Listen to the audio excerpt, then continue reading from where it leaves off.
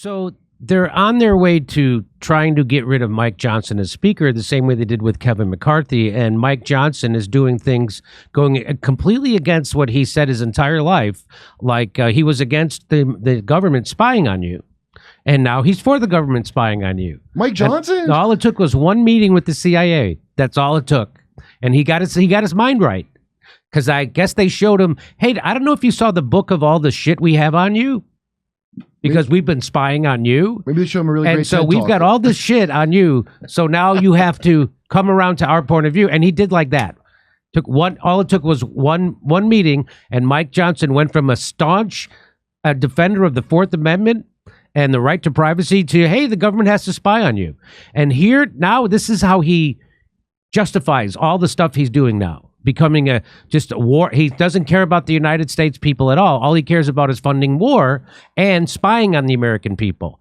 And here's what he says. Look, we are in unprecedented times. Okay, we're in dangerous times. These are very. By the way, these are very precedented. These times are very precedented. Yes. Yeah. You mean somewhat repetitive? I would say. Yes. Okay. Jesus Christ. Okay. Been articulated here, around the world, and here at home.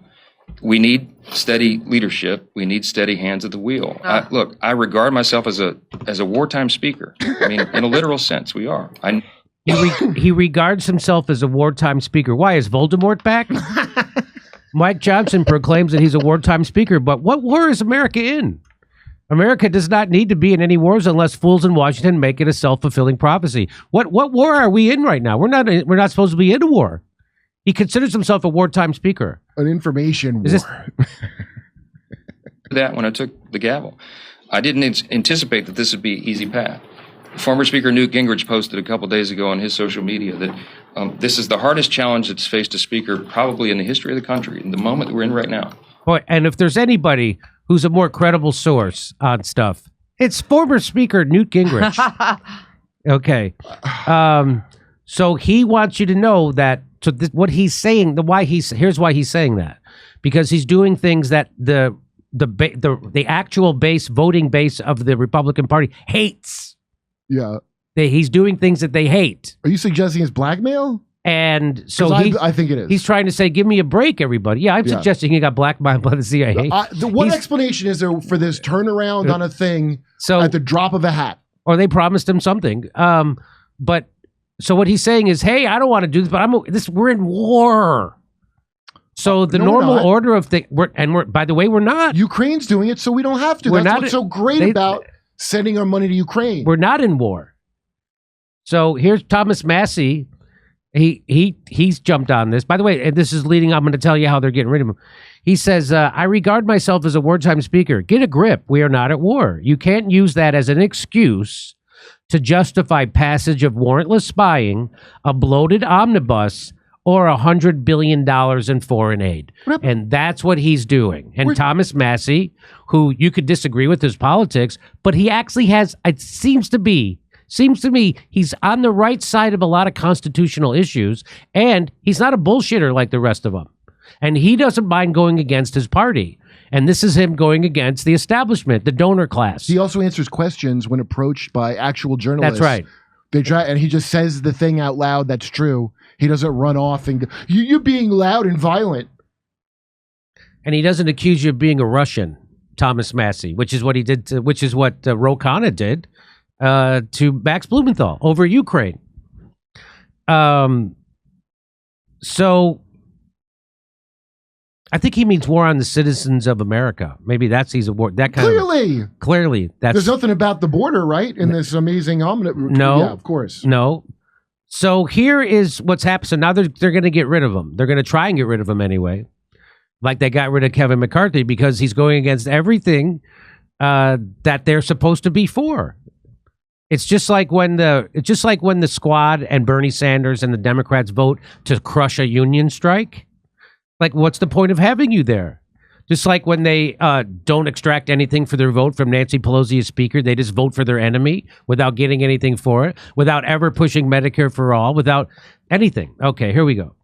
In March, Marjorie Taylor Greene incensed at Johnson for collaborating with Democrats to push through a $1.2 trillion spending package over the objections of conservatives seeking spending cuts, filed a motion to vacate the chair, which would initiate a vote by House members on whether to fire Johnson from the job of Speaker.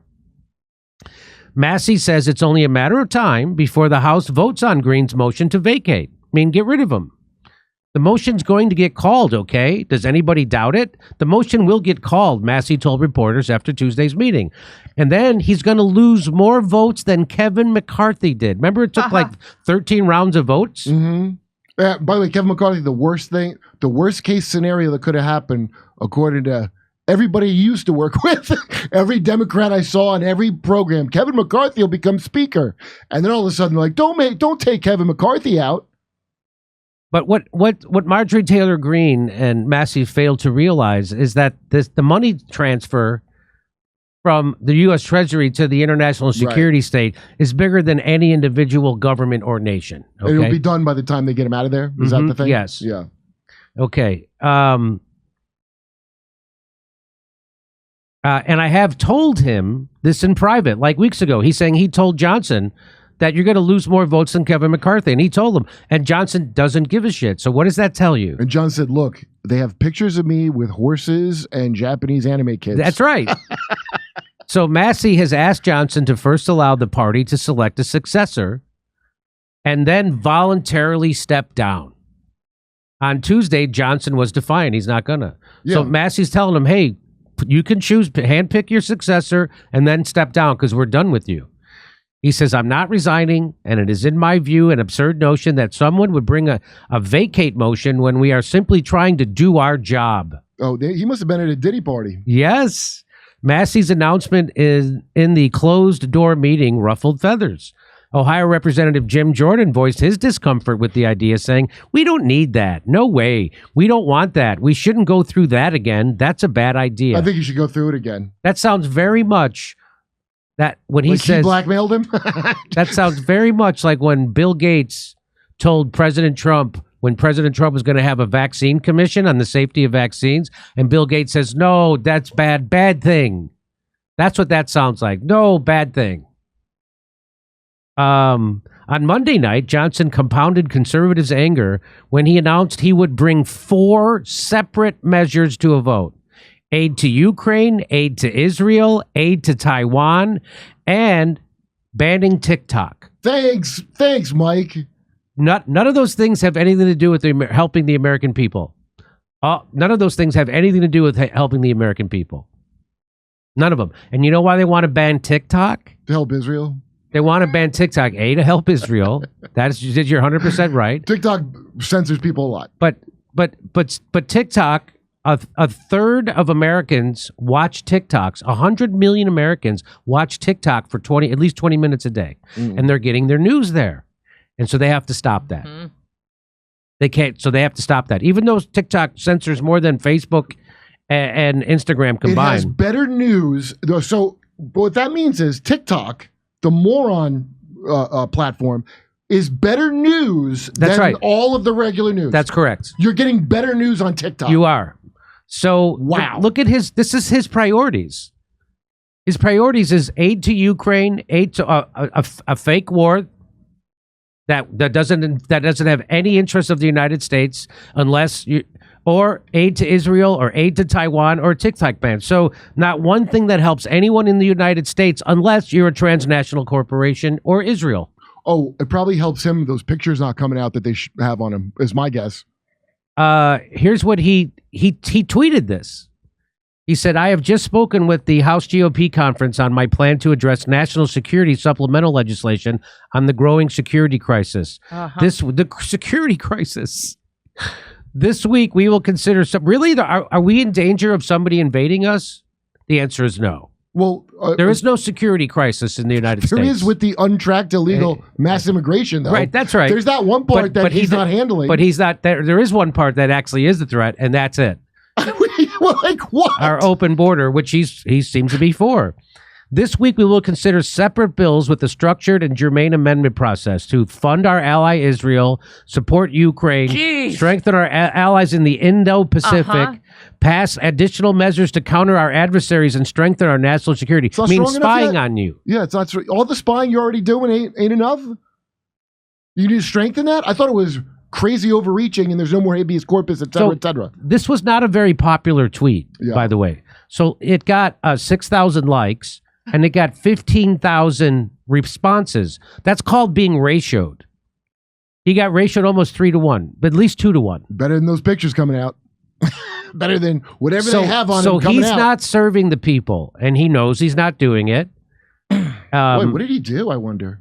And so I actually tweeted underneath this. I said, maybe you should get a job working for America and the people who live here. You're a regular tool of the military-industrial complex and Western billionaires like all the rest of the good-for-nothings. At least most principled people on the right see through you now. Nice ratio. I almost got as many likes on that tweet underneath his that he got. The Speaker of the goddamn House. Man, if it turns out he's just secretly gay, I'm gonna really look down on him for being able to be that's black. it, you were just gay, and all this because of that. It better be something. It better real be dark. something bad. You better have drank a baby. We're steering towards everything Chuck Schumer wants, said Massie. Decoupling the proposals also saps conservatives' leverage to force more spending on border security. Green called the plan a scam, Marjorie Taylor Greene, and added he's definitely not going to be Speaker next Congress if we're lucky enough to have a majority. Hey, why is that one supposed crazy lady doing the right thing on this? Is that what crazy means? Yeah, that's what crazy means. If you're representing the people and you're not representing the establishment. And they don't have anything to blackmail her with to stop her from this other than, hey, Jewish space lasers. They always try to bring that. Yeah. She never said that, by the way. I know. Rand Paul supports Massie. So here's another guy who I have lots of disagreements with politically, but he seems to stand up to tell the truth about things that nobody else is willing to do. And here he is. I think Thomas Massie's doing the right thing, and I think that the Republicans need real leadership. We need to use our power. Our people are frustrated. Why don't we use the power of the purse? Why does the debt keep getting bigger even when Republicans are in charge of the House? So I think we need somebody that has some courage and some intestinal fortitude. I agree.